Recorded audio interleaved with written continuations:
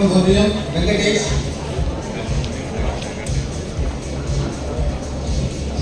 KV Kumpam Prasad,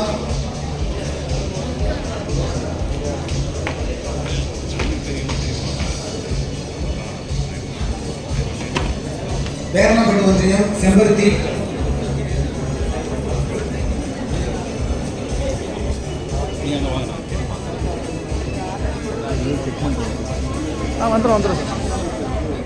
Veranapattu Sanjay Kumar,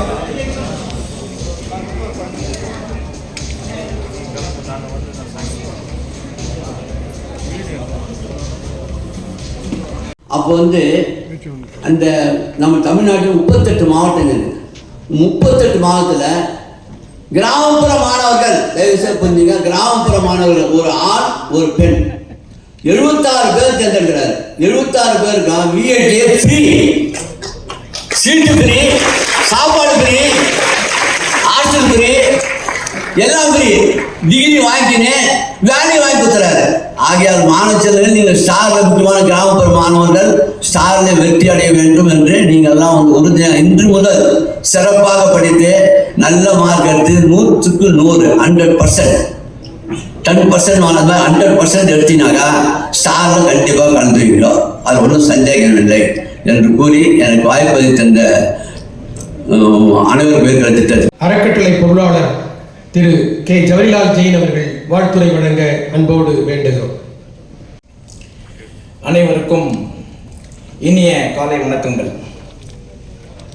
எங்களுடைய அறக்கட்டளை தலைவர் நம்ம டாக்டர் ஜிவி ஐயா அவங்க எப்பொழுதுமே ஒரு சிறப்பான மனிதரை எப்பொழுதுமே எடுத்துட்டு வருவார். இன்னைக்கு நம்ம 2 பேரை பார்க்குறோம், கல்வியாளர்கள், பெரும் கல்வியாளர்கள். நம்ம ஒன்று எங்கள் அறக்கட்டளை தலைவர், அடுத்தது அவர் நம்ம கிருஷ்ணராஜ் சார், வானவராயர், வாழும் விவேகானந்தர் அப்படின்னு சொல்லிட்டு அவரை ரொம்ப பெருமையாக அந்த மாவட்டங்களில் சொல்லுவாங்க. இந்த டெக்ஸ்டைல் இண்டஸ்ட்ரியே மாற்றினவர். இந்த 2 பெரியவங்க வந்திருக்கிறாங்க. எங்களுக்கெல்லாம் கூட அவங்க மிகப்பெரிய இன்ஸ்பிரேஷன். ஆனால் there is no easy way to top. மாணவ மாணவிகளே, there is no easy way to top. And those who have made it, they have not made it easy. யாருமே ஈஸியா எதையும் செஞ்சதே இல்லை. அப்படின்னா எதுவும் ஈஸியா நடந்ததில்லை. அவங்களுடைய வெற்றிக்கு பின்னால, அவங்களுடைய மாலை மரியாதைக்கு பின்னால அவங்களுடைய கடுமையான உழைப்பு இருந்திருக்குது. Hard work. there is no alternate for hard work. Hard ஒர்க்கு ஆல்டர்னேட்டே கிடையாது. நீங்க இந்த ஒரு விஷயத்தை எடுத்துட்டு போனா போதும், நீங்க வாழ்க்கையில சூப்பர் ஹிட். கடுமையான உழைப்புக்கு உங்களுக்கு ஆல்டர்னேட்டே கிடையாது. தெய்வத்தான் ஆகாதேனும் முயற்சிதான் மெய்வருத்த கூலி தரும். முயற்சி பண்ணாதான் கூலி தரும். அதுவும் இப்ப மாதிரி காம்படிஷன் வேர்ல்டு. எக்ஸ்ட்ரா முயற்சி பண்ணாதான் நீங்க எல்லாம் எக்ஸ்ட்ரா ஆர்டினரியா மாற முடியும். ஆர்டினரியா இருந்தீங்கன்னா ஆர்டினரியா தான் இருக்க முடியும். அப்போ எக்ஸ்ட்ரா ஆர்டினரியா ஆகணும்னா நீங்க எக்ஸ்ட்ரா ஒர்க் பண்ணாதான் முடியும். ஸோ நான் உங்களை ரிக்வெஸ்ட் பண்றேன், நீங்க அந்த எக்ஸ்ட்ரா ஆர்டினரி நீங்க அந்த கேட்டகரிக்கு வரணும். அப்படின்னா உங்களுக்குள்ள நீங்க நாங்க என்ன பேசுறோம், சார் என்ன பேசுறாரு நீங்க தெரிஞ்சுக்கிறது ரொம்ப முக்கியம். ஆனா நீங்க உங்களுக்குள்ள வாழ்க்கையில நீங்க எந்த அளவுக்கு உயரத்துக்கு போக போறீங்க அப்படின்னு நீங்க முடிவு பண்றீங்க பாருங்க, அது ரொம்ப முக்கியம். அதனால உங்க தாட் ப்ராசஸ்ல எப்பொழுதுமே இவங்க எல்லாருமே அப்ளை பண்ண formula consistent, directed, self motivated, intelligent effort அப்படின்னு சொல்லுவாங்க. கன்சிஸ்டன்ட்னா நீங்கள் தொடர்ந்து உழைக்க வேண்டும், தொடர்ந்து படிக்க வேண்டும். ஒரு நாள் படிட்டோம் அப்புறம் 10 நாள் படிக்கல, ஒர்க் அவுட் ஆகாது. தொடர்ந்து கன்சிஸ்டன்ட். அண்ட் 2வது டைரக்ஷன். உங்களை கல்லூரியில பெரியவங்க, உங்க பெற்றோர்கள் எல்லாருமே உங்களுக்கு டைரக்ஷன் கொடுக்குறாங்க. It is not the intelligence, it is the direction of intelligence that determines your pace of growth. உங்களுடைய வளர்ச்சிக்கு காரணம் உங்களுடைய அறிவு கிடையாது, உங்களுக்கு அறிவு கொடுக்கிற அற்புதமான வழிகாட்டுதல் தான் உங்களுடைய வளர்ச்சிக்கு காரணம். 3வது செல்ஃப் மோட்டிவேட்டட். இப்பெல்லாம் நீங்க கல்லூரிக்கு வந்துட்டீங்க, இப்போ உங்க அப்பா அம்மா உங்களை புஷ் பண்ணக்கூடாது. நீங்களா படிக்கணும், நீங்களா வரணும், நீங்களா காலையில சீக்கிரம் எழுந்துக்கணும், நீங்களா உங்களுக்குள்ள எதிர்பார்ப்புகளை நீங்க அதிகமாக்கணும். கன்சிஸ்டன்ட், டைரக்டட், செல்ஃப் மோட்டிவேட்டட் அப்படின்னு சொல்லுவாங்க. அடுத்து பாத்தீங்கன்னா எஃபர்ட் போறது முக்கியம் இல்ல, இன்டெலிஜென்ட் எஃபர்ட் போட்டீங்கன்னா தான் வாழ்க்கையில சூப்பரா ஹிட் வாங்க முடியும். அதனால நான் உங்களை ரிக்வெஸ்ட் பண்றேன், நீங்கள் உங்கள் பெற்றோர்களை, உங்கள் கல்வி ஆசிரியர்களை, நம் நாட்டை நீங்கள் நிச்சயமாக பெருமைப்படுத்த வேண்டும். அப்போ பெருமைப்படுத்த வேண்டும் என்றால் நீங்கள் நல்ல சான்றோர்களாக நீங்கள் மாற வேண்டும். அதுக்கு கல்வி மூலியமா தான் நம்ம பெருசா வளர முடியும். அதனால நிறைய பேருக்கு படிக்கிறதுக்கு வாய்ப்பு கிடைக்காம இருக்கு, எனக்கு நல்லா தெரியும். 500, 1000, 2000 இல்லாமல் எவ்வளோ மாணவர்கள் வந்து படிப்பு கிடைக்காம போகுது. அவங்களுக்கு எல்லாருக்கும் எந்த நேரமும் நம்ம ஜிவி சார் வந்து இதை பற்றி திங்க் பண்ணிட்டே இருப்பார். நம்ம மாவட்டத்தில் யாரும் படிக்காதவங்களே இருக்கக்கூடாதுப்பா. எங்கள் ட்ரஸ்ட் மீட்டிங்கில் அவர் அதிகமாக சொல்கிறது, நம்ம மாவட்டத்தில் ஒருத்தர் கூட படிக்கல அப்படி இல்லாமல் இருக்கணும் அப்படின்றத ஒரு மிகப்பெரிய எண்ணத்தை உருவாக்கி தான் இந்த அறக்கட்டளையை உருவாக்கி இருக்கிறாரு. இன்னைக்கு உங்களெல்லாம் பார்க்கும்போது நீங்கள்லாம் எவ்வளோ பிளஸ்டு அப்படின்னும் போது எல்லா புகழும் நம்ம ஜிவி சாருக்கு தான் என்று கூறிக்கொண்டு, நீங்கள் மிக உச்சத்துக்கு செல்ல வேண்டும் என்று கூறிக்கொண்டு வாய்ப்பு கொடுத்து நன்றி தெரிவித்து முடித்துக் கொள்கிறேன். அனைவருக்கும் என்னுடைய காலை வணக்கத்தை தெரிவித்துக் கொள்கின்றேன். தலைவர் காமராஜர் அவர்கள் கண்களில் பட்டார்கள் ஆடு மேய்க்கின்ற மாணவர்கள். ஏனையா ஆடு மேய்த்து கொண்டிருக்கிறீர்கள், பள்ளிக்கு செல்லவில்லை என்று கேட்டபோது அவர் கூறினார்கள், நான் பள்ளிக்கூடம் போனால் யார் சோறு போடுவான்ட்டு. அன்றைக்கு காமராஜர் எடுத்த முடிவுதான் அனைவருக்கும் மதிய உணவு திட்டம் கொண்டு வந்து அத்துணை பேரையும் கல்லூரிக்கு வர சொன்னார், பள்ளிகளுக்கு வர சொன்னார். அதே போல நம்முடைய ஒருவருடைய கண்ணிலே குடிசையிலே வாழ்ந்து விளையாடி கொண்டிருக்கிற மாணவர்கள் பட்டபோது நம்முடைய ஜிவி அவர்கள் ஏனையா விளையாடி கொண்டிருக்கின்றது கேட்டபோது, கல்லூரிக்கு செல்வதற்கு எங்களுக்கு பணம் இல்லை, அதனால் நான் பள்ளியோடு முடித்துவிட்டு இங்கு விளையாடி கொண்டிருக்கிறோம் என்று கூறினார்கள். அன்று முடிவெடுத்தார்கள் ஜிவி அவர்கள், நான் அத்தனை பேரையும் படிக்க வைப்பதற்கான முயற்சியை செய்வேன், பணம் இல்லை என்பதற்காக யாரும் படிக்காமல் இருக்கக்கூடாது. அவர் அன்று கண்ட கனவுதான் இன்றைக்கு யூனிவர்சல் ஹையர் எஜுகேஷன் ஸ்கீம்.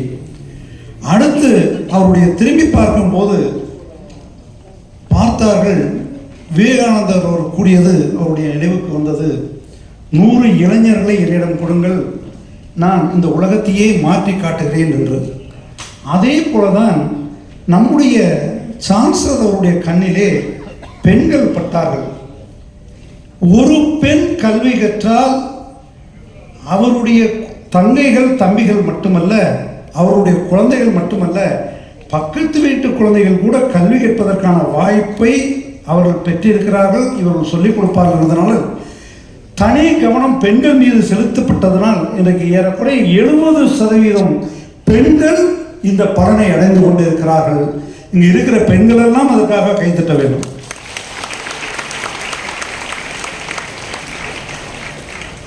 அருகிலே இன்று அமர்ந்திருக்கிற ஒருவரை பார்க்கும்போது திரு வானவராயர் அவர்கள், அந்த பகுதிகளெல்லாம் கிருஷ்ணராஜ் வானவராயர் என்று சொன்னால் தெரியாது, ராஜா என்றால் தெரியும். அந்த பகுதிக்கு ராஜாவாக இருந்து கொண்டிருக்கிறார்கள். ஜிவி அவர்கள் யோசித்தார்கள், என்னங்க பக்கத்தில் இருக்கவங்கெல்லாம் சாதாரணமாக இருக்கும்போது அவர் மட்டும் இப்படி ஒரு ராஜாவாக திகழ முடிகிறது.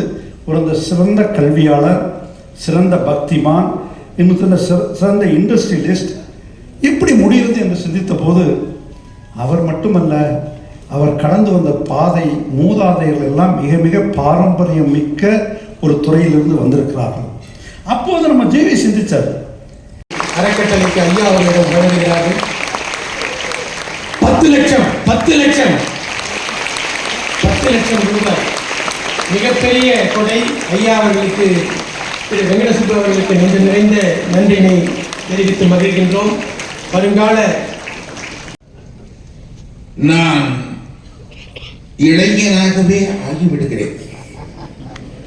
நீங்கள் அவரை பார்க்கின்ற இந்த ஏழை புலவன் வழங்குகிறான், அவருக்கு இழந்ததற்கு நீண்ட ஆயுளும் நிறைந்த செல்வமும் மேலும் மேலும் குவிய வேண்டும் என்று வாழ்த்துகிறேன். வாழி நீங்கள் வளர்த்தமிழ் போலே, இல்லாண்டு பல்லாண்டு சொல்லாண்டு தமிழ் போலே என்று வாழ்த்தி விடைபெறுகிறேன். நன்றி, வணக்கம். ஸ்கில்ஃபுல்லாக வளர்க்குறது உங்கள் கையில் தான் இருக்குது. Second, drug and alcohol abuse. இன்றைக்கி தமிழ்நாடு வந்து ஏகப்பட்ட ப்ராப்ளம்ஸ் வந்து drug and alcohol abuse among students. ஏன்னா எஜுகேஷன் இன்ஸ்டியூஷன் வச்சுருக்கவங்க எல்லாருக்குமே தெரியும் இது எவ்வளோ பெரிய ப்ராப்ளம்னு. அண்ட் மூணாவது வந்து எல்லாரும் சொன்னாங்க லேடிஸ் ஃபீமேல் லிட்ரஸிக்காக சார் செஞ்சுருக்காங்கன்னு. நான் 60% 70% ஃபீமேல் சில்ட்ரனுக்கு நாங்கள் எஜுகேஷனல் ஆப்பர்ச்சுனிட்டிஸ் கொடுத்தாலும் டக்குன்னு ஒரு மேரேஜோ இல்லை ஒரு அஃபேர், லவ் அஃபேரோ வந்தால் இம்மீடியட்டாக உங்கள் கரியரையும் விட்டுட்டு நீங்கள் அதுக்கு போய்ட்றீங்க. கடந்த 10 வருடத்தில் வென் வி எக்ஸ்பெக்டட் எஜுகேஷன், அதாவது பெண்களுக்கு எஜுகேஷன் கொடுக்குறப்போ மேலே வருவாங்கன்னு நினைக்கிற சமயத்தில் கோவிடுக்கு அப்புறமா 13லேருந்து 18 வயசுக்கு உட்பட்ட வளரிளம் பருவத்தினரோட ப்ரெக்னன்சி ரேட்ஸ் கிட்டத்தட்ட 1.5% அதிகமாக இருக்குது. 1.5% யோசிக்கலாம், அது 1 லட்சம் பெண்களை சார்ந்தது. 14% உலகத்தில் 18 வயசு உட்பட்ட அன்னையர்கள் மதர்ஸோட ஏஜ் பார்த்தீங்கன்னா இட்ஸ் லெஸ் தென் 18. ஏன் அவ்வளோ சீக்கிரம் அதில் வந்து இப்போது நான் நிறையா வந்து ஐ கோ டு அடாப்ஷன் ஹோம்ஸில் நான் வந்து கமிட்டியில் இருக்கேன். 18 வயசு உள்ள அண்டரேஜ் ப்ரெக்னன்சிஸ் ஃபுல்லாக பார்த்தீங்க அப்படின்னு சொன்னால் பேரண்ட்ஸை ஏன் பண்ணீங்கன்னா நாங்கள் பண்ணலை, அவள் தான் விருப்பப்பட்டு பண்ணிட்டா, அவங்க தான் போகிறாங்க. ஸோ ஹியர் இப்போ என்னென்னா this is closely connected to education. Kanchipuram, Nagercoil, சென்னையில் வந்து அண்டரேஜ் ப்ரெக்னன்சி வெறும் 0.4% தான்.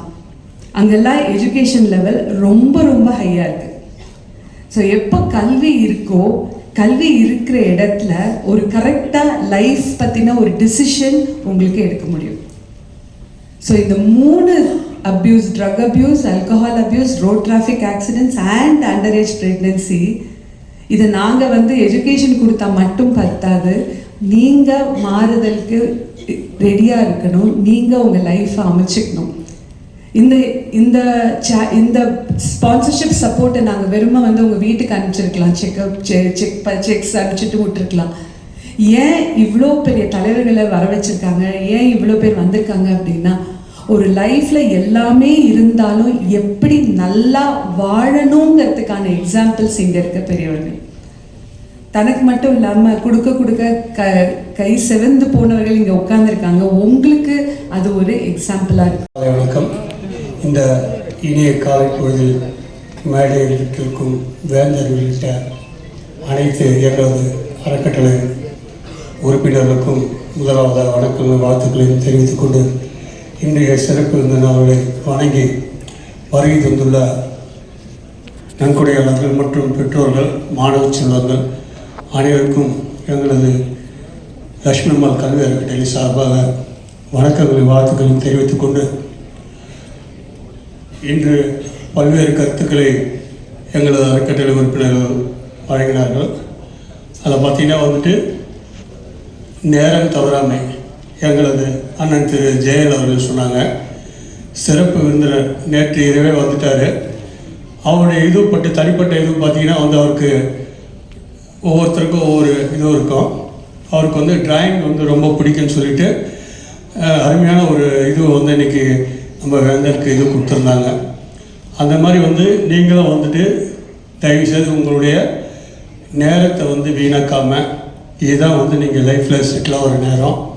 அதனால் தயவுசெய்து வந்து உங்களது நேரத்தை முறையாக பயன்படுத்துங்க.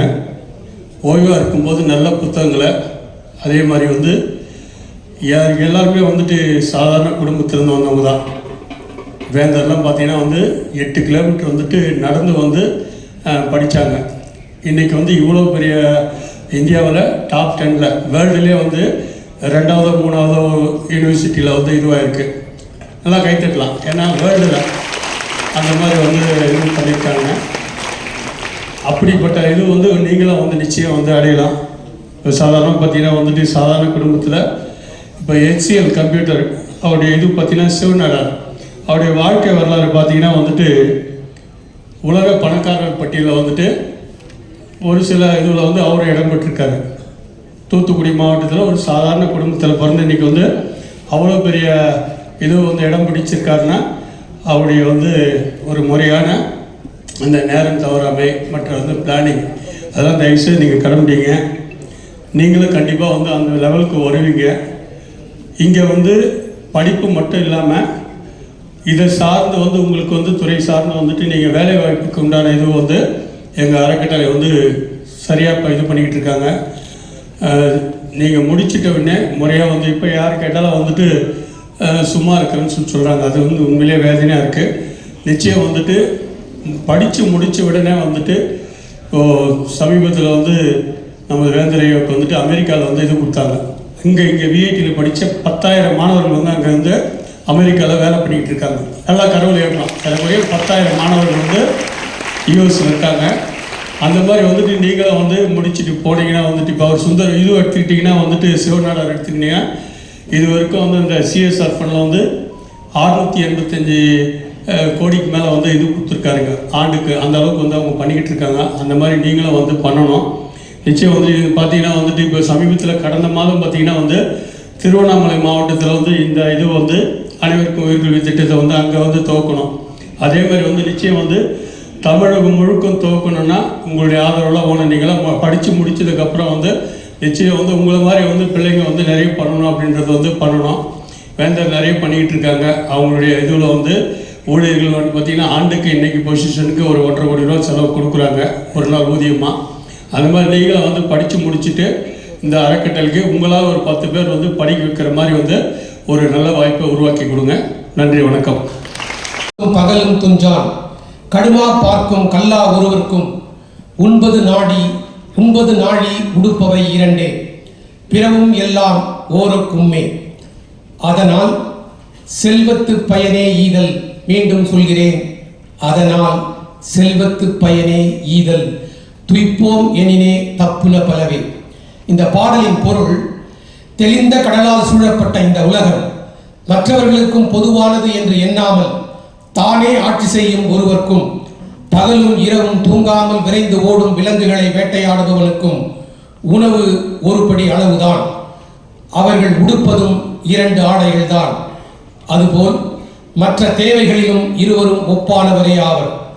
ஆகவே எவ்வளவு செல்வம் இருந்தாலும் ஓரளவுக்கு மட்டுமே அதை அனுபவிக்க முடியும். அதனால் செல்வத்தினால் ஒருவன் பெறக்கூடிய பயன் அதை பிறர்க்கு அளித்தலே ஆகும்.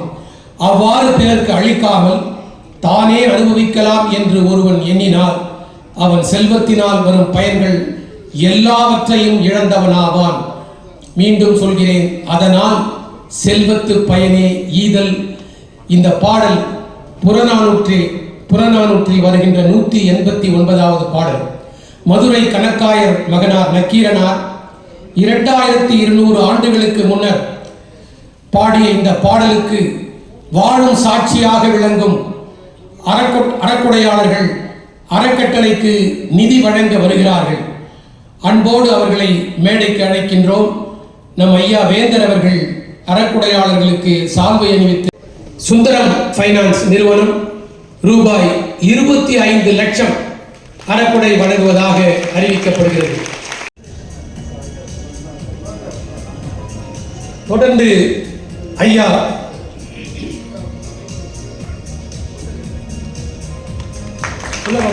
பருவனார் அவர்கள் ரூபாய் 1 லட்சம் வழங்கி இருக்கின்றார்கள். அவர்களுக்கு ஐயா அவர்கள் சால்வை அணிவித்து மரியாதை செய்கின்றார்கள்.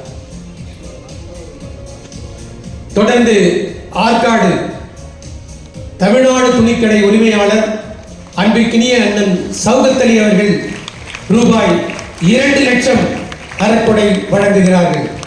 அண்ணன் அவர்களை அன்போடு மேடைக்கு அழைக்கின்றோம். தொடர்ந்து டாக்டர் ரகுவரன் ரூபாய் 5000. கேஎம்சி நட்சத்திரா பல் மருத்துவமனை மருத்துவர் டாக்டர் ரகுவரன் அவர்கள் ரூபாய் 5000.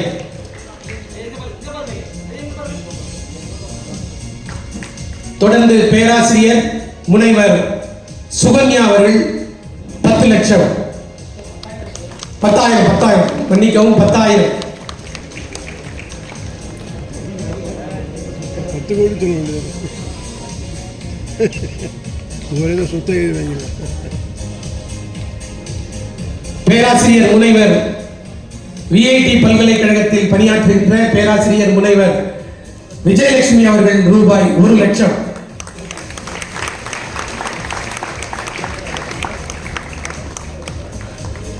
முனைவர் விஜயலட்சுமி அவர்கள் இதுவரை 15 லட்சம் ரூபாய்க்கு மேல் அறக்கொடை வழங்கி இருக்கின்றார்கள். இன்றைக்கு ரூபாய் 1 லட்சம் வழங்குகிறார்கள்.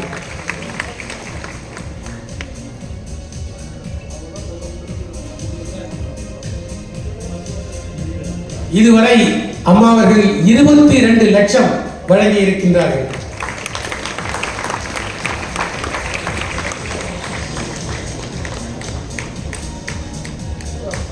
யாரேனும் அறக்குடை வழங்குவதற்கு தயாராக இருந்தால் தொகையை அறிவிக்கலாம், பின்னர் வழங்கலாம்.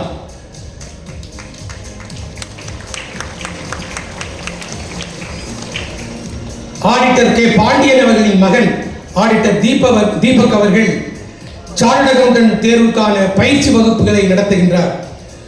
ஒரு வகுப்புக்கு 1 லட்சம் ரூபாய்க்கு மேல் கட்டணம் வாங்குகின்ற அந்த வகுப்பில் ஒவ்வொரு ஆண்டும் 5 பேருக்கு இலவசமாக பயிற்சி அளிப்பதற்காக ஆடிட்டர் பாண்டியன் அவர்கள் அறிவிக்கின்றார். ஐயா அவர்கள் பாண்டியன் அவர்களுக்கு சால்வை அணிவித்து மரியாதை செய்கின்றார்கள்.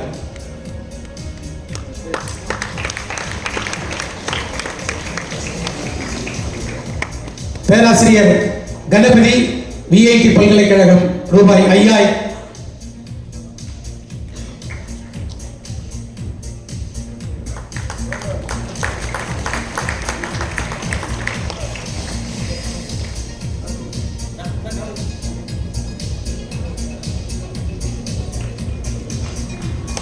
நன்றி. மருத்துவர் நர்மதா அசோக், ரூபாய் 1 லட்சம்.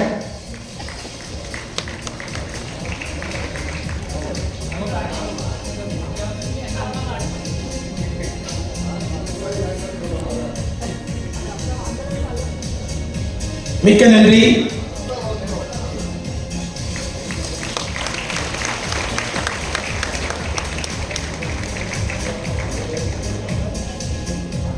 அறக்குடை வழங்குபவர்கள்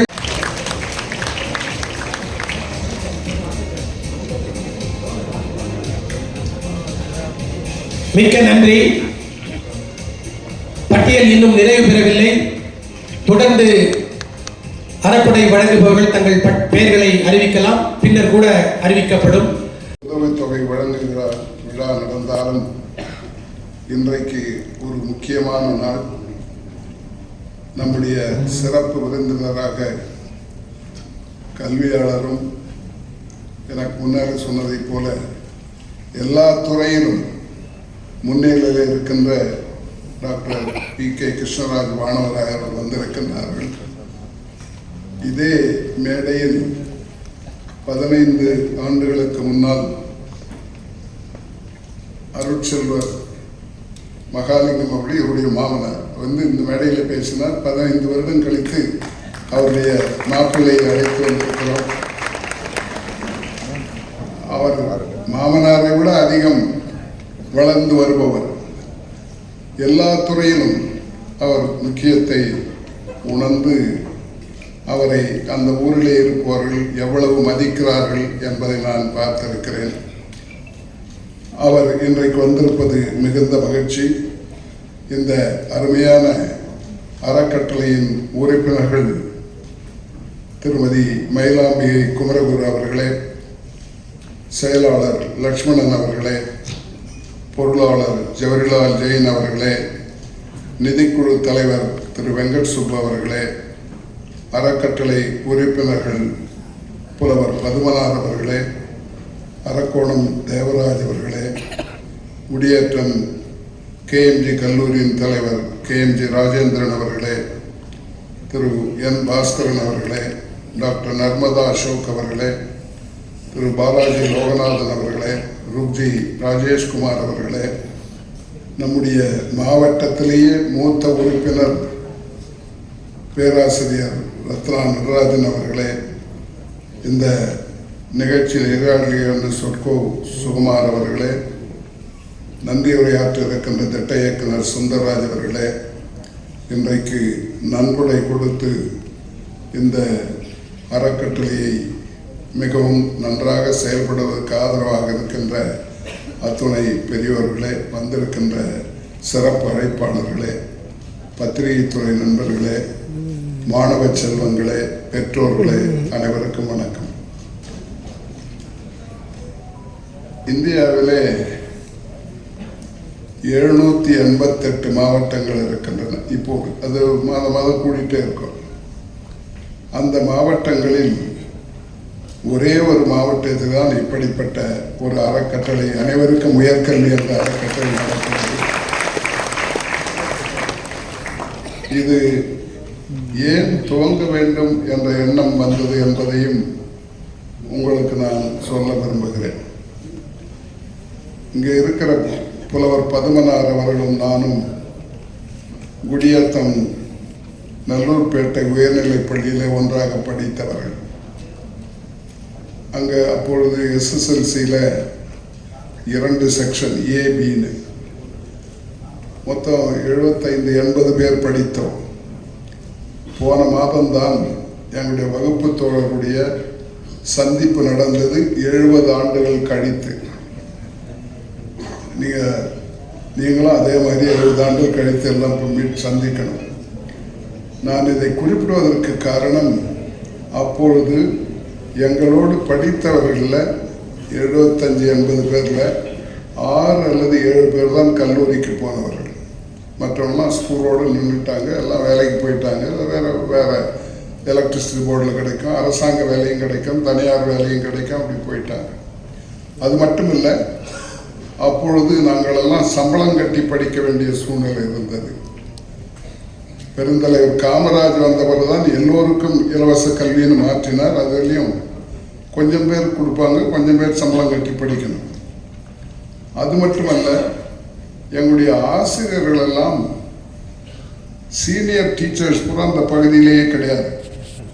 எல்லாம் ஒன்று கன்னியாகுமரி திருநெல்வேலியிலிருந்து வருவார்கள், இல்லையானால் தஞ்சாவூர் திருச்சியிலிருந்து வருவார்கள்.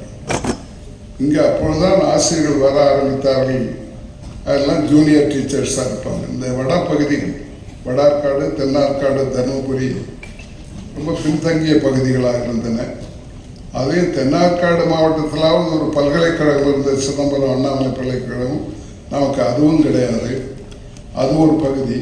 இன்னொன்று, எந்த அளவுக்கு வறுமை என்று சொன்னால், நாங்கள் எங்கள் வகுப்பு படம் வைத்திருக்கேன், புகைப்படம். அதில் பார்த்தா ஒரு 7-8 பேரை காணும். என்னன்னு அப்படிதான் யோசனை பண்ணா, அந்த புகைப்படம் எடுப்பதற்கு 2 ரூபா கொடுக்கணும். அந்த பல பேரண்ட்ஸால, பெற்றோர்களால் அந்த 2 ரூபா கொடுக்க முடியாமல் அவங்கெல்லாம் புகைப்படத்தில் விட்டுட்டோம். அப்படிப்பட்ட சூழ்நிலை இருந்தது 50-60 ஆண்டுகளுக்கு முன்னால், 70 ஆண்டுகளுக்கு முன்னால். நல்ல காலமாக அந்த அளவுக்கு இல்லை, ஓரளவுக்கு மாறி இருக்கிறோம். ஆனாலும் இன்னும் நாம் கல்வியிலே பின்தங்கி இருக்கின்றோம். உயர்கல்வியிலே இந்திய நாடே பின்தங்கி இருக்கின்றது. அதற்கு காரணம், அரசாங்கம் அதிகமாக கல்விக்கு செலவிடுவதில்லை. பெற்றோர்களை நம்பித்தான் உயர்கல்வியே இருக்கிறது.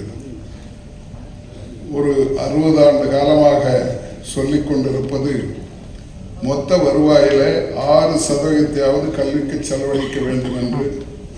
6% of the GDP should be spent on education என்று கோத்தாரி கமிஷன் பரிந்துரை. ஆனால் மறுபடியும் பார்த்தீங்கன்னா புதிய கல்விக் கொள்கையில் அதையே திரும்ப சொல்லியிருக்காங்க. எப்போ 60 வருஷம் கழிச்சு நாங்கள் 6% செலவழிக்க வேண்டும் என்று விரும்புகிறோம் சொல்கிறாங்க. அப்படிப்பட்ட நிலை. அதனால உயர்கல்வியிலே நாம் பின்தங்கி இருக்கின்றோம்.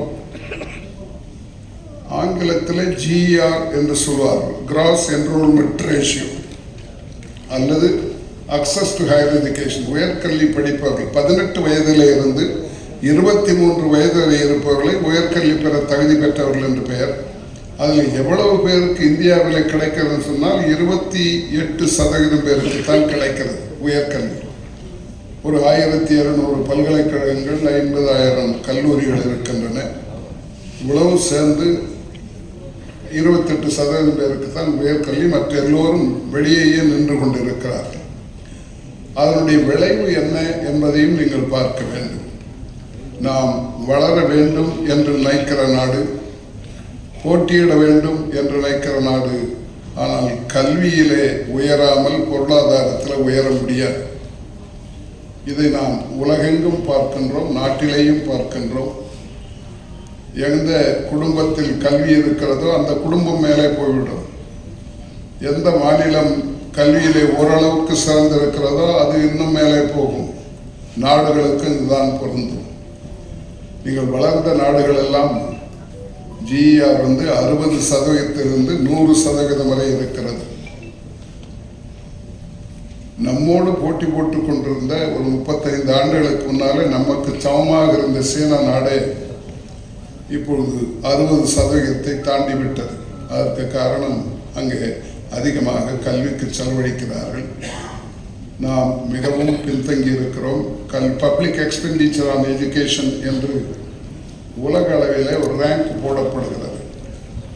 எவ்வளவு பேர் அரசாங்க பணத்தை செலவழிக்கிறார்கள் என்று. அதில் நம்முடைய ரேங்க், இந்தியாவுடைய ரேங்க் 155. அதுதான் எந்த அளவுக்கு நாம் முக்கியத்துவம் தருகிறோம் கல்விக்கு என்பதை சொல்லும். மொத்தமாக பார்க்கும் பொழுது எஜுகேஷன் ரேங்கிங் என்று பொதுவாக பார்த்தால் 145வது இடத்தில் நாம் இருக்கின்றோம். அது index on education. Public expenditure education தான் 145வது இடத்துல இருக்கும். இதை நான் குறிப்பிடுவதற்கு காரணம், அரசுகள் இன்னும் கொஞ்சம் மாநில அரசுகளும் மத்திய அரசும் கல்விக்கு கொஞ்சம் முக்கியத்துவம் கொடுத்து கல்விக்காக செலவழித்தால் இன்னும் நிறைய பேர் கல்வியை பெற முடியும். ஏனென்றால் ஏழைகளும் நடுத்தர மக்களும் அவர்களால் அரசாங்கமாக இருந்தால் பரவாயில்லை, அதில் இலவச கல்வியோ அல்லது குறைந்த கட்டணத்திலே கல்வி கிடைக்கும். தனியார் என்று போகும்பொழுது கட்டணத்தை செலுத்த வேண்டியிருக்கிறது. பள்ளிகளிலேயும் அதே நிலைமை, உயர்கல்வியிலேயும் அதே நிலைமை. அவர்களால் பல பேரால் படிக்க வைக்க முடியவில்லை. பள்ளியிலேயே அப்படி நடக்கிறது. அரசு பள்ளிக்கு யார் போகிறார்கள்?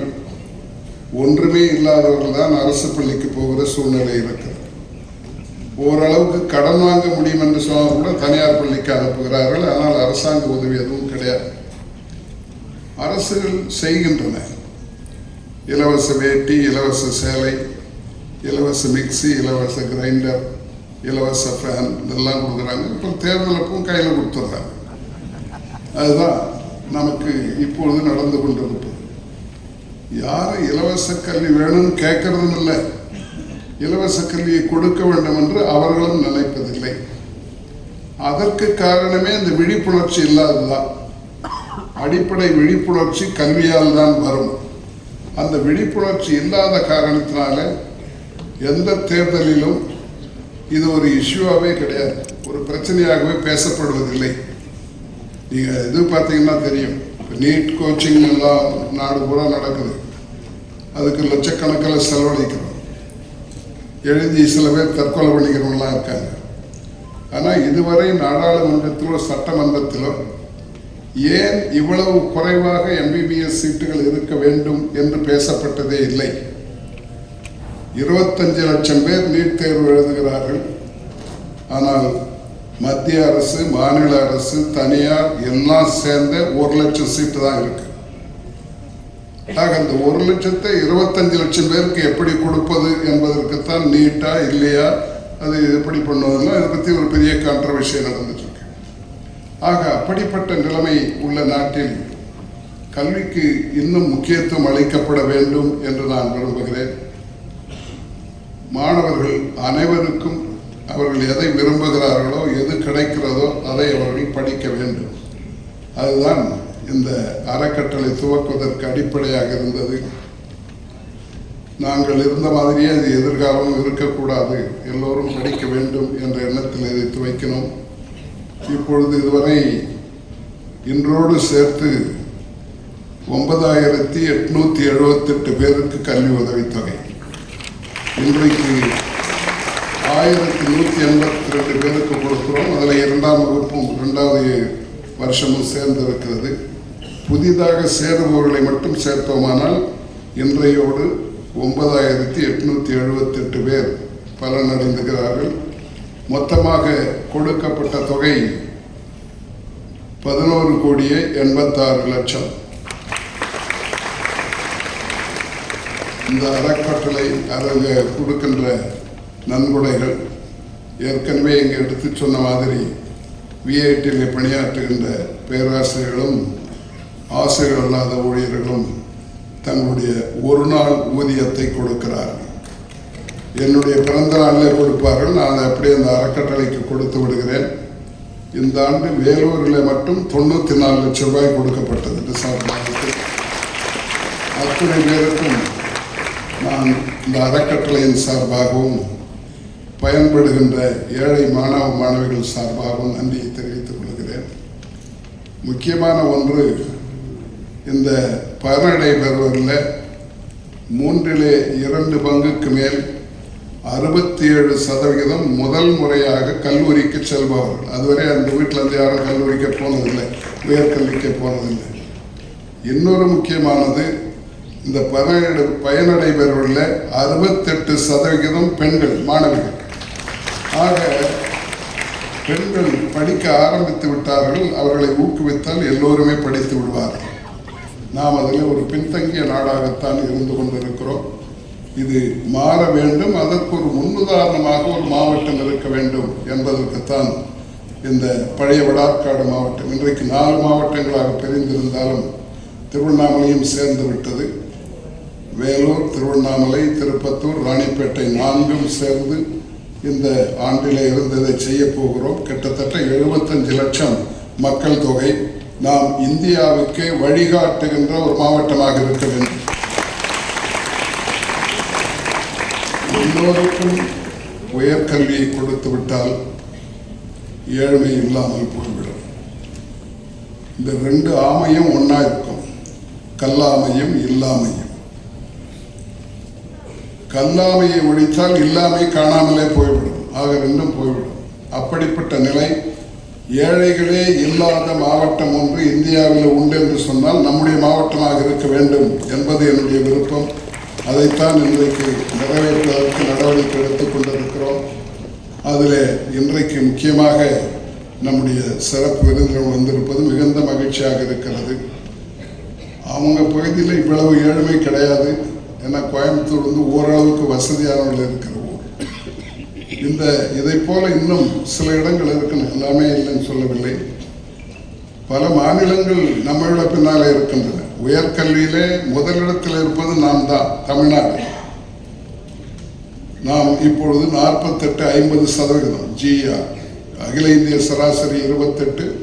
ஆனால் தென் மாநிலங்கள் எல்லாமே 35க்கு மேலே தான் இருக்கின்றன. அந்த யார் GR அதிகம் இருக்கிறார்களோ அவருடைய பெர் கேபிட்டா இன்கம் அதிகமாக இருக்கும், தனிநபர் வருமானம் அதிகமாக இருக்கும். நீங்கள்லாம் இதுக்கு மேலே அதை பற்றி தெரிஞ்சிடும்.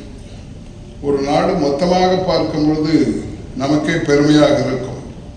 டோட்டல் எக்கானமியை எடுத்து பார்த்தீங்கன்னா நாம் வந்து உலகத்தில் 5வது இடத்துல இருக்கிறோம். டோட்டல் GDP முதல் இடத்துல அமெரிக்கா, 2வது இடத்துல சைனா, 3வது இடத்துல ஜப்பான், 4வது இடத்துல 3வது இடத்துல ஜெர்மனி, 4வது இடத்துல ஜப்பான், நாம் 5வது இடத்துல இருக்கிறோம். அது மொத்தமாக பார்க்கும் பொழுது டோட்டல் எக்கானமி இப்போ நம்ம $4.2 trillion. ஆனால் தனிநபர் வருமானம் பெர் கேபிட்டா இன்கம் என்று எடுத்துக்கொண்டால் இந்த மொத்தமாக பார்க்கும்போது ரொம்ப மகிழ்ச்சியாக இருக்குது. பரவாயில்ல, 5வது இடத்துக்குள்ள இருக்கணும். அதில் பெர் கேபிட்டா இன்கம் $2,700. உலக அளவில் ரேங்க் போட்டால் 141வது இடத்துல வருகிறோம். அதை பார்த்தா ரொம்ப கஷ்டமாக இருக்குது. ஏன் இவ்வளோ பின்தங்கி இருக்கிறோம் என்று அதற்கு ஒரு முக்கிய காரணம், ஒன்று பொருளாதார ஏற்றத்தாழ்வுகள், இன்னொன்று கல்வியை எல்லோருக்கும் கொடுக்காத ஒரு முக்கிய காரணம். அதை மாற்ற வேண்டும். நம்மால் அதை மாற்ற முடியும். ஏற்கனவே ஓரளவுக்கு இந்திய நாட்டுக்குள்ளேயே இருக்கிற மாநிலங்களை ஒப்பிட்டு பார்த்தோமானால் யார் யார் கல்வியிலே ஓரளவுக்கு உயர்வு இருக்கிறார்களோ தென் மாநிலங்கள், கொஞ்சம் அந்த பக்கத்தில் ஒரு 2-3 மாநிலங்கள், அவைகளுடைய தனிநபர் வருமானம் அதிகமாக இருக்கிறது. தெலுங்கானா, அடுத்து கர்நாடகா, 3வது இடத்துல தமிழ்நாடு, எல்லாமே $4,000 மேலே தனிநபர் வருமானம். கேரளாவும் ஆந்திராவும் 4,000 கொஞ்சம் குறைவு. படிப்பிலே பின்தங்கி இருக்கின்ற மாநிலங்கள் GR வந்து அகில இந்திய சராசரி 28 இருந்தாலும் 20க்கு கீழே இருப்பது பீகார் மாநிலம். 25-26 இருப்பது இன்னும் ஓரளவுக்கு முன்னாலே இருப்பது UP. 2 பேருமே யூபியில் $900, பீகாரில் $600 தான் தனிநபர் வருமானம். நாம் 4000 இருக்கிறோம். அதை பார்க்கும்போது நாமே ஏதோ அமெரிக்கா மாதிரி தெரியும். ஆனால் நாம் அவர்களோடு போட்டி போட முடியாது, வளர்ந்த நாடுகளோடு போட்டி போட வேண்டும். வளர்ந்த நாடுகள், நல்ல மக்களாட்சியாக இருக்கின்ற நாடுகள் எல்லாம் வடக்கு பக்கத்தில் இருக்கின்ற நார்டிக் கண்ட்ரீஸ் என்று சொல்வார். Norway, Sweden, Denmark, Finland, Netherlands இவைகள் தான் ஒரு முன்மாதிரி நாடுகள். அங்கே மக்களை எவ்வாறு அவர்கள் பார்த்து கொள்கிறார்கள், எப்படிப்பட்ட மக்களாட்சி இருக்கிறது, எப்படிப்பட்ட அதிகாரிகள் இருக்கிறார்கள், லஞ்ச ஊழல் இல்லாத ஆட்சி நடக்கின்ற நாடுகள் அங்கே இருக்கின்றன. இதுக்கெல்லாம் அடிப்படையாக இருப்பது மக்களுடைய விழிப்புணர்ச்சி தான். Eternal vigilance is the price of liberty என்று குறிப்பிடுவார். அப்படிப்பட்ட விழிப்புணர்ச்சி இருக்குமானால் நல்ல அரசுகள் கிடைக்கும், நல்ல நிர்வாகம் கிடைக்கும். அதை மக்களும் என்ன தவறு நடந்தால் எடுத்து சொல்லுகின்ற அளவுக்கு இருப்பார். எவ்வளவு காலத்திற்கு பணத்தை வாங்கி கொண்டு ஓட்டு போடுகிறோமோ அதுவரை நல்ல அரசாங்கம் வராது. அதுதான் இன்றைக்கு இங்கே நடைபெற்றுக் கொண்டிருக்கிறது. நீங்கள் வந்து அதை மாற்ற வேண்டும். இப்பொழுது இருக்கிற இளைஞர்கள் தான் எதிர்கால தலைவர்களாக வரப்போவர்கள். எந்த துறையாக இருந்தாலும் அது இந்த நாட்டையே அழித்து விடக்கூடியது. நான் தேர்தலெல்லாம் போட்டி போட்டவன். எங்கள் காலத்தில் பணம் கொடுக்கறது இல்லை. ஆனால் இப்பொழுது பணம் இல்லாமல் நான் 50,000 ரூபாயில் அப்போது எம்பி ஆனேன் 1967. அதில் 4,000 ரூபாய் அறிஞர் அண்ணா அவர்கள் அனுப்பினார்கள். தலைமை கழக நிதியாக எனக்கு 4,000 ரூபாய் வந்தது. செக் அனுப்பிச்சார். நான் ஒரு 40-45,000 செலவு பண்ணி 50,000 ரூபாயில் எம்பி ஆனேன். இப்பொழுது 50 கோடி இல்லா கூட கஷ்டம். அது குறைஞ்சபட்சம் 50 கோடி தேவை. இப்படிப்பட்டு ஏதோ வளர்ந்த நாடு மாதிரி இருக்கு தேர்தலை பார்த்தோம். இதற்கெல்லாம் அடிப்படை காரணம் மக்களுடைய விழிப்புணர்ச்சி இல்லை. மக்களுடைய அந்த அளவுக்கு அறிவை நாம் வளர்த்து விடவில்லை. அதை உயர்கல்விதான் செய்யும். நிச்சயமாக நம்மால் முடியும். அதே போல் வளர்ந்த நாடுகளைப் போல நாமும் இங்கே மக்களுக்கு பணியாற்ற வேண்டும். அரசாங்கம் இலவசமாக எல்லாவற்றையும் கொடுக்கிறது. ஆனால் அரசாங்க அலுவலகத்துக்கு போனால் இலவசமாக எல்லாம் செஞ்சு கொடுப்பாங்கன்னா செய்ய மாட்டாங்க. இந்த இன்டர்நேஷனல் அளவில், உலக அளவில் டிரான்ஸ்பரன்சி இன்டர்நேஷனல் என்ற ஒரு அமைப்பு இருக்கிறது. டிரான்ஸ்பரன்சி இன்டர்நேஷனல் அவர்கள்தான் ஒரு நாட்டிலே எப்படிப்பட்ட நிர்வாகம் நடக்கிறது என்று உலகெங்கும் சர்வே நடத்தி ஆண்டுதோறும் வெளியிடுகிறார்.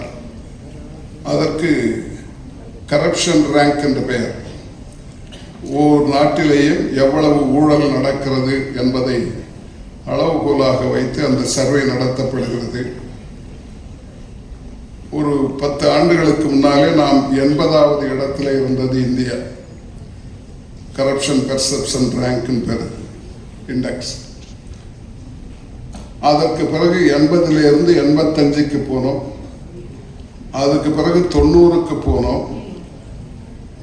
23ஆம் ஆண்டில் 2023ல் 93 ஆனோம். போன வருஷம் 96க்கு போய்விட்டோம்.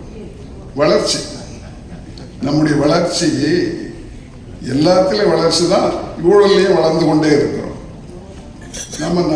நம்முடைய அமைச்சர்கள் தலைவர்கள்லாம் பேசும்போது நாடே மாறிவிட்டது, ஊழலே இல்லை என்று சொல்கிறார்கள். ஆனால் டிரான்ஸ்பரன்சி இன்டர்னல் ஆண்டுதோறும் நமக்கு சொல்வது நீங்கள் வளர்ந்து கொண்டே இருக்கிறீர்கள் ஊழலிலே என்று சொல்லுகிறார்களே. இதை மக்கள் யாரும் இதை பற்றி பேசி இருக்கிறார்களா? நாடாளுமன்றத்திலோ சட்டமன்றங்களிலோ யாரும் இதை பற்றி பெரிதாக பேசுவதாக தெரியவில்லை. நாம் உலக அளவிலே போட்டி போட வேண்டுமானால் நாம் நல்ல அரசுகளை பெற வேண்டும். அதற்கு அடிப்படையாக இருப்பது நல்ல மக்கள். நாம் எப்பொழுதுமே சொல்வதுண்டு, தமிழன் நல்லவனாகவும் இருக்க வேண்டும், வல்லவனாகவும் இருக்க வேண்டும் என்று. இந்த ரெண்டையும் செய்ய வேண்டுமானால் கல்வியால் தான் முடியும். அந்த திருக்குறள் ஒன்றே போதும் நமக்கு மக்களை நல்லவர்களாக்கும். திருக்குறளை படித்து வழி நடந்தால் எல்லாரும் நல்லவர்களாக இருப்போம். வல்லவர்களாகுவதற்கு கல்வியும் கடின உழைப்பும் தேவை. அப்படிப்பட்ட நல்ல கல்வியை பெற்ற ஒருவரைத்தான் இன்றைக்கு நாம் வானவராயர் அவர்களை அழைத்து வந்திருக்கிறோம். அவர் லயோலா கல்லூரியும் அவருக்கு நான் சீனியர், சட்டக்கல்லூரியில் நான் அவருக்கு சீனியர். ஆனால் அவர் பல விதத்தில் சீனியர். அவர் பெரிய இண்டஸ்ட்ரியலிஸ்ட். அவர்கள் பலவிதமான அனுபவம் பெற்றவர்கள். ஆன்மீக ரீதியாக போப்பாண்டவரை இவரை கூப்பிட்டு ஒரு இதில் கலந்து கொள்ள சொல்லியிருக்கிறார்கள். அந்த அளவுக்கு எல்லா துறையிலும் வல்லவராக இருப்பவர்கள் வந்திருப்பது மிகுந்த மகிழ்ச்சியை தருகிறது. இன்றைக்கு இந்த உதவியை பெற இருக்கிற மாணவ மாணவிகளுக்கு என்னுடைய பாராட்டுக்களை தெரிவித்துக் கொள்கிறேன். நீங்கள் நன்றாக படிக்க வேண்டும், அக்கறையோடு படிக்க வேண்டும். ஒரு நாள் கூட ஆப்சண்ட் ஆகக்கூடாது. நான் 4 வருஷம் லயோலா கல்லூரிகளை படித்தேன். BA 2 வருஷம், MA 2 வருஷம். 4 ஆண்டும் 100% அட்டண்டன்ஸ். நான் கிராமத்து மாணவன். எனக்கு கல்வியினுடைய முக்கியத்துவம் புரியும். தினம் 10 கிலோமீட்டர் நடந்து போய் படித்தவன். அதனால் நாமும் இந்த நகரத்துக்காரர்கள் மாதிரி வர வேண்டும் என்ற வேகத்தில் இருந்தவன். அப்படி என்னாலே படிக்க முடிந்தது. நீங்களும் அது மாதிரி படித்து வாழ்க்கையில் பெரிய வெற்றியை பெற வேண்டும் என்று வாழ்த்தி உங்களுக்கு அனைவருக்கும் இந்த இன்றைக்கு நன்கொடை வழங்கிய அத்தனை பேருக்கும் எங்களுடைய ஆசிரிய பெருமக்களுக்கும் நன்றியை கூறி, நம்முடைய அழைப்பை ஏற்று இங்கே வந்திருக்கின்ற டாக்டர் கிருஷ்ணராஜ் வானகர் அவர்களுக்கும் மறுமுறையும் நன்றியை சொல்லி முடிக்கின்றேன். நன்றி, வணக்கம். நம் ஐயா வேந்தர் அவர்களுக்கு நெஞ்சம் நிறைந்த நன்றிகளை தெரிவித்து மகிழ்கின்றோம். அவர்களுக்கு மட்டுமே உதவித்தொகை வழங்கியிருக்கிறோம்.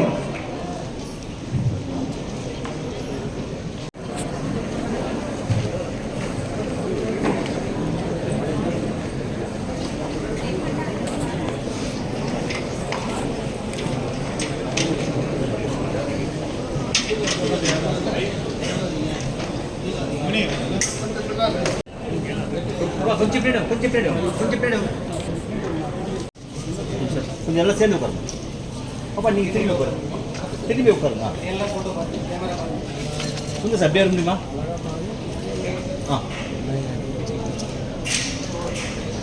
கொஞ்சம் பேர் கொஞ்சம் பேர்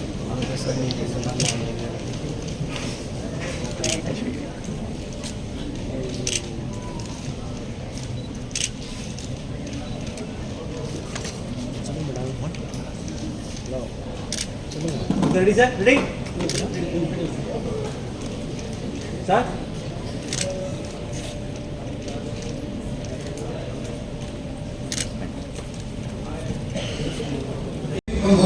வெங்கடேஷ்,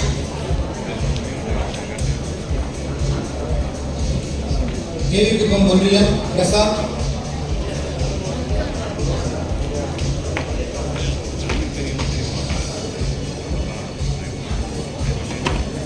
பேரணப்பட்டு ஒன்றியம் செம்பருத்தி,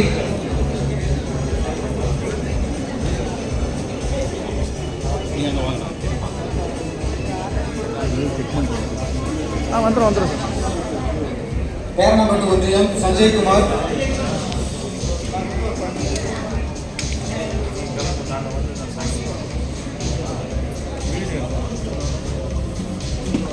ஒரு